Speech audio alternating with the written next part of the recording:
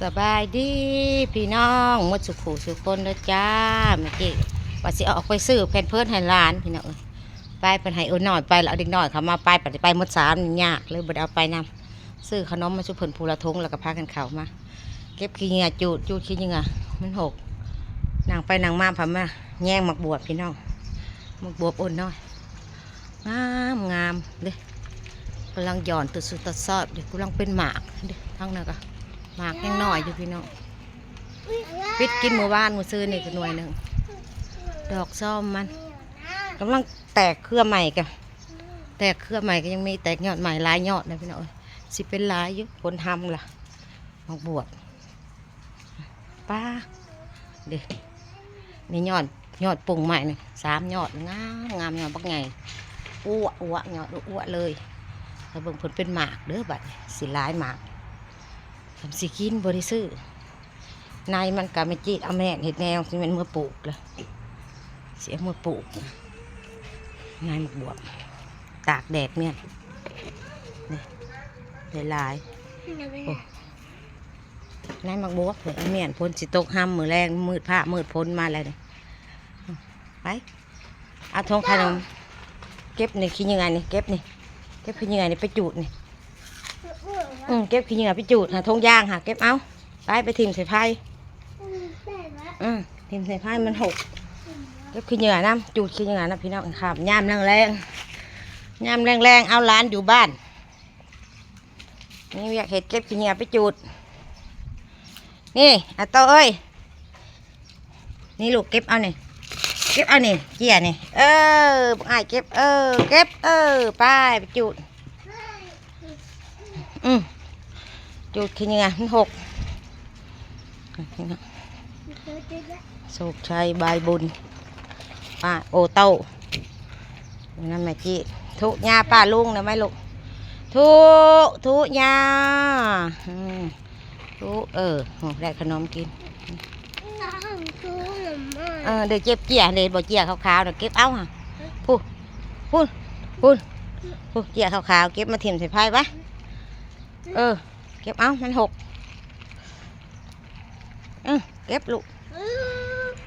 ถิ่มใส่ไพ่ลูกถิ่มใส่ไพ่จูดขี้เหงื่อดูน้ำลูกน้ำหลานเนาะพ้นกับสิตกมืดพ้นมาแล้วมือแรกนี่งานบัวฟาดแล้วเอาปันนี่แย่งหมักบวบนี่หมักบวบกะพูดน้อยว่าให้ปิดแบบเมื่อกี้ว่าบัวข้าวปิดให้มันใหญ่สำแขนจังน้อยจังปิดให้มันใหญ่มันจะได้กินหลายปลาอีกจักน้อยปลาอีกจักทิศหนึ่งพี่น้องปลาอีกจักทิศหนึ่งก็ได้กินแล้วหมักบวบสามไม่น้องเล่นน้ำกันน้องแนงไปพิษกันกระตาเนี่ยก็จะเก็บจูดดิเอาไปจูดผล้านผลิ่นอยู่ได้เห็ดรสสุกแก่กันพี่น้องเลยอาจิจูดกันเอาเมียนให้ลูกล้านลิ่นซะก่อนเครื่องลิ่นจุ๊บเลยนะลิ่นน้ำลูกน้ำล้านเด้อจ้าไตขึ้นไตลงเดินสุพลลิ่นน้ำกันไอโซกินนมบ่ล่ะแซ่บบ่แซ่บบ่อะไรบ่อะไรกินหรอกกินลิ้นน้ำลูกน้ำล้านนี่แหละพี่น้องถ่ายลูกถ่ายล้านให้พี่ให้น้องเบิ่งนี่เลยมาจีบกับจักรนาเห็ดอะไรไอตาใหญ่บ่10 คำเลยเนี่ยต้องไงน้องเด็ดเด้อกินนมค่ะกินนมแหละทงมาแหละเก็บไปถิ่มเด้อหาทงไปเก็บใส่ไพ่ไปหาเก็บใส่ไพ่ไปหาในตีโอโต้ให้บ่เก็บไปใส่ไพ่ลูกไปใส่ไพ่พวกอาม่าเพียงลากมาเพียงใหม่เก็บใส่ไพ่พูนไปถิ่มใส่ไพ่พูนเด้อมันหกเด้อพากันไอมดเฮือนเป็นวัดมดเก็บเอาลูกเอาขนมเหี่ยไปเสิร์ฟกันจูดแล้วบ่จูดเบิ่งลูกเบิ่งหลานเล่นหลินน้ำกันเบิ่งเขาหลินน้ำกันบ่เห็นพ่อเห็นแม่กับบ่ดื้อปันไดเท่าโตกับว่าวกับพังควมอยู่พี่น้องเอาไปจูดไพ่รถใหม่ฮะ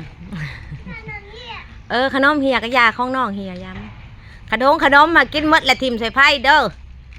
กระทงขนมน่ะกินหมดละทิมเขากล้องไผ่เด้อลูกเด้อกินพากันกินกินให้มันหมดทิมจุดหาใบบุญมันหูจักคว่ำได้มันเก็บกินยังไงไปจุดได้ใบบุญได้เสือเพิ่นกะแค้นเสือแค้นเสือเบื้องหนึ่งกะย่อนแสบดึงขึ้นแน่แค้นเสือฮะลูกเอาขึ้นแน่แค้นเสือจ้ามันย่อนลงฮะ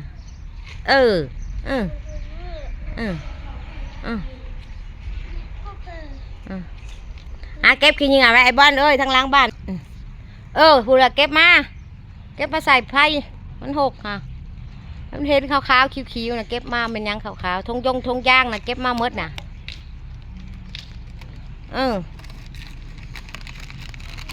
บ้าร้ายมันสิหกเป็นดำอัน2 อันกันเอามาโลดเก็บเอาโลดทงย่างนะเก็บมาจิ้มใส่ไผ่เนี่ยจูด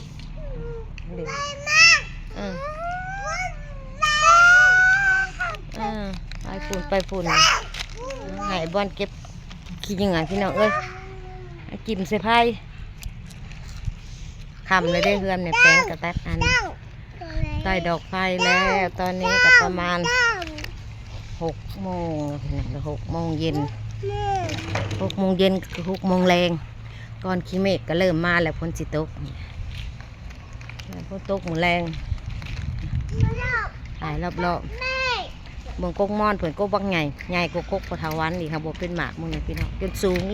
จนจะหอดอันนั้นสายไฟล่ะมันบ่อิ่มน้ำบ่มันอยู่ใกล้น้ำไปเลยค่ะฮะอันไหนฮะเลยลูกคำแล้วอยู่หน้าบ้านนี่เย็นกลัว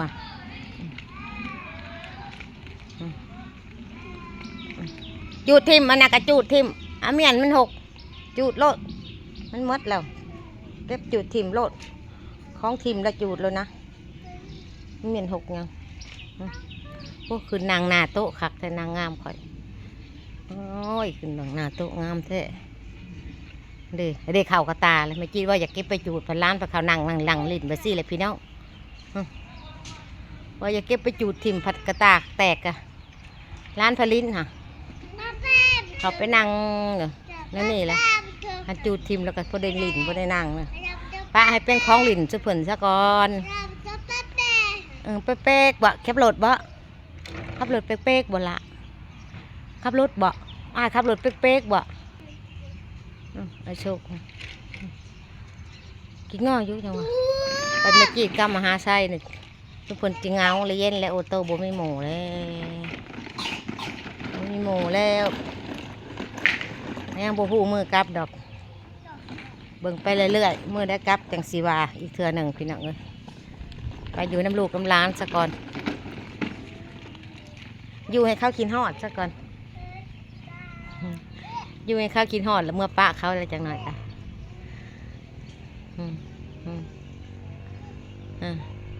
บุญ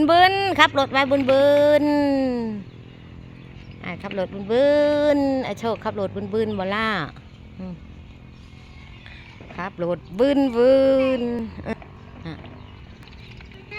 เลย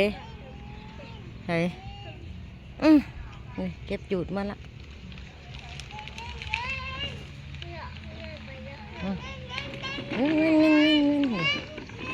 บ่มีพ่อมีแม่กะบ่เศร้าบ่แอบเห็นพ่อเพิ่นแอบลั่งไห้ในท่าโอโต้นี่กะอันอยู่นั่นแม่เฒ่าก็ลิ้นสบายใจเสิร์ฟเลยพี่จูดจูดทงเป่าขนมค่ะกินหมดละจูดโลดเด็กซ้อนความจูดจูด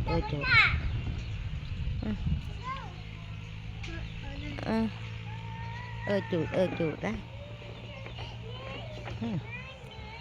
เก็บจูดแล้วมั้งไปใส่อย่าไปเด้อคำเด้ออยู่นะแม่เด้อบ้านเป็นเขาลิ่นอยู่นั่นนี่มันอากาศเย็นแหละใครเนี่ยมดแดดแล้วลิ่นหน้าบ้านมันขำแล้วก็แม่มันมดแดดแล้วก็หน้าบ้านได้นางเบิ่งลูกมึงล้านลิ่นน้ำกันทุกคนลิ่นน้ำกันเด้อเป็นน้ำได้